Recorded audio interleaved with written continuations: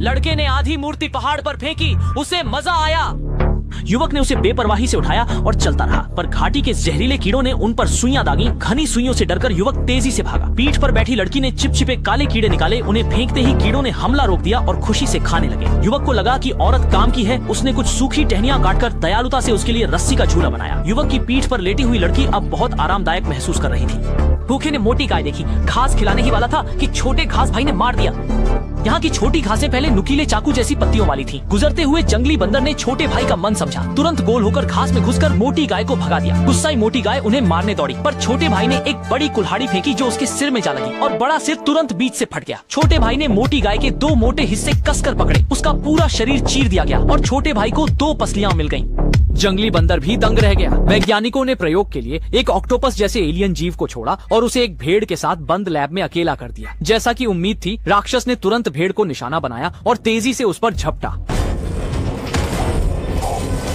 इस दृश्य ने वैज्ञानिकों को चौंका दिया, पर उनके संभलने से पहले ही राक्षस ने भेड़ की आंखें बढ़ाईं और उसमें घुस गया। सोचा था भेड़ मर जाएगी, पर अगले ही पल वह धीरे धीरे उठी और इंसानों की तरह खड़ी हो गई। पर यह सबसे भयानक नहीं था। वैज्ञानिकों ने भेड़ के सिर पर मस्तिष्क तरंगों से पाया कि इस नए जीव का IQ बहुत ज्यादा था।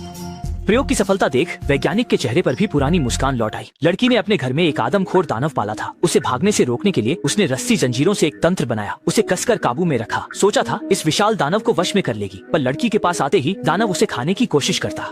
लेकिन इस दानव की एक कमजोरी थी। रोशनदान की धूप रुकते ही वह ऊँघ कर सो जाता, पर जैसे ही रोशनदान फिर खुलता, दानव तुरंत जागकर लड़की पर हमला कर देता। उसे शांत करने के लिए लड़की ने भाला उठाया और दानव की आंखों में घोंप दिया। दानव दर्द से चिल्लाया, पर लड़की रुकी नहीं। उसने फिर भाला उठाकर दानव के दिल में वार कर दिया। इस बार राक्षस दर्द से कराह उठा और फिर धीरे धीरे आंखें बंद कर लीं। लड़की ने सामने पड़े अचल राक्षस को देखा। उसे लगा कि उसने राक्षस को मार दिया है, पर जैसे ही वह जांचने आगे बढ़ी, देवता की जान खतरे में आ गई। महिला ने तुरंत अपने कपड़े फाड़ दिए, फिर नाखूनों से चेहरे पर एक सीधी लकीर खींची और सिर उठाकर दोनों हाथों से अपना भेष उतार दिया।